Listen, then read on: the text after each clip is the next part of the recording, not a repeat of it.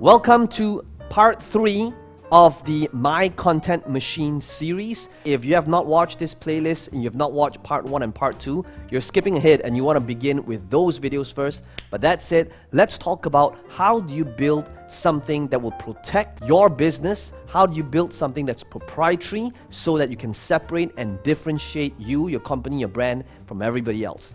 Let's begin.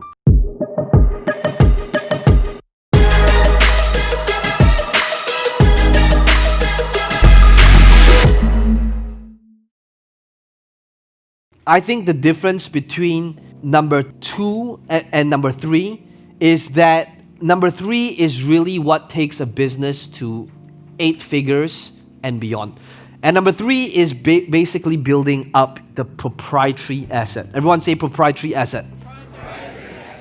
Okay, and what is number 3? So the proprietary asset is basically this.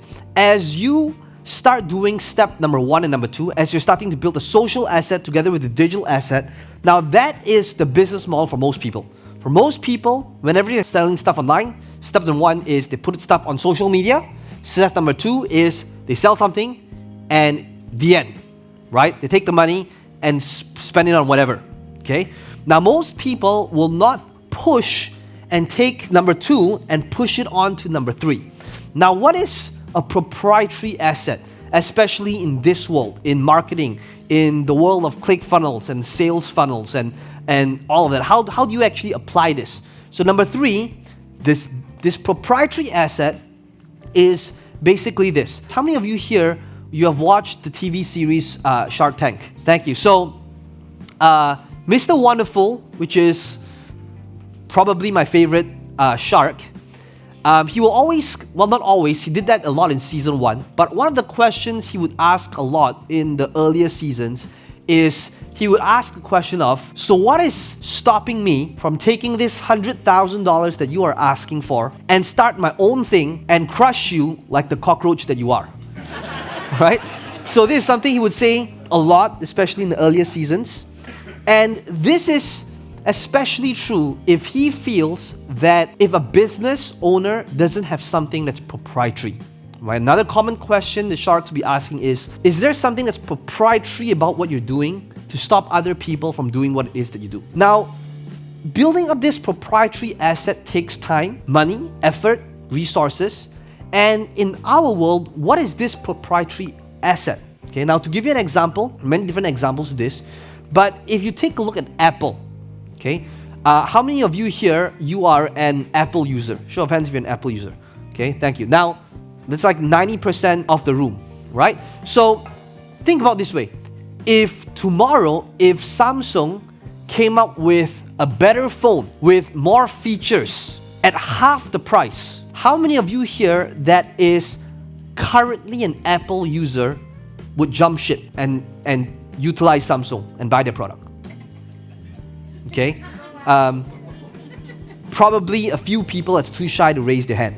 Okay, same thing. Look at ClickFunnels. Okay, ClickFunnels has easily at least 200 other knockoffs. A lot of them, most of them in fact, are a lot cheaper, right? Page builders, website builders. But same thing here. Chances are, if there was another software with more features and more benefits at 1/5 of the price, how many of you would jump ship?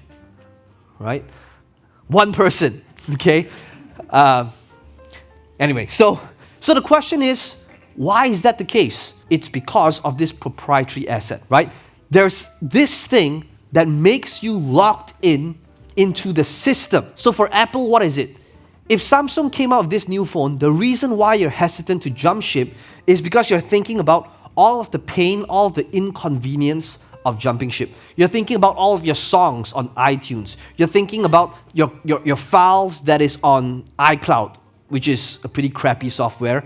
I mean, I prefer Google Drive. But you're thinking about, the interface on Android and how it might be unfamiliar to you and how you're lazy to go through the entire learning curve of being familiar with yet another platform, right? So, the reason why Apple is a $1 trillion company is not just because they sell a lot of products. It is not because they're selling the iPhones and iPads and the Macs, but rather because they have iTunes and the system and the architecture to lock people into that system. The same thing with ClickFunnels. The reason why, even if a better software came along that was much cheaper, most people, including myself, I will not switch just because there was another platform that was 90% cheaper with double the features. Why? Because I'm thinking about my 200 plus different funnels that's inside ClickFunnels. I'm thinking about all of the goodwill that Russell has done for me. I'm thinking about you guys, I'm thinking about the community, I'm thinking about the funnel hackers, I'm thinking about all of that, right? And those are the things that locks people in, that gives ClickFunnels the $1 billion valuation that it has, right? So what does this mean for you? It means that as you are creating this social asset, and as long as you're creating this digital asset, you're always thinking the next step of the business then is, how can I create the thing that is proprietary? Skype, when they were bought out for over $1 billion, chances are, if it's just based on the software and the features alone, they're not worth $1 billion.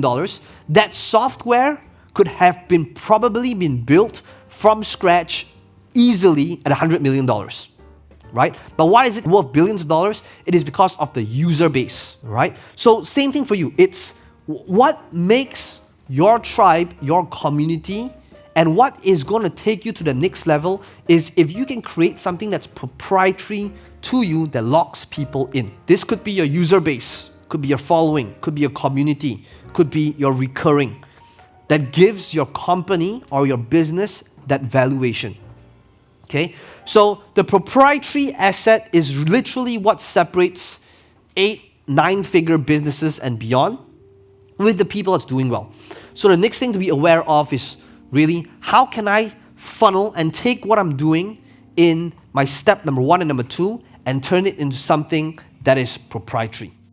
Hey, this is Peng Joon here, and I hope you're enjoying this My Content Machine series. And as always, let me know in the comments below what your biggest takeaway is, and be sure to smash the like button. It does help our channel out a little bit. And be sure to subscribe so that you'll be notified when we drop the next video.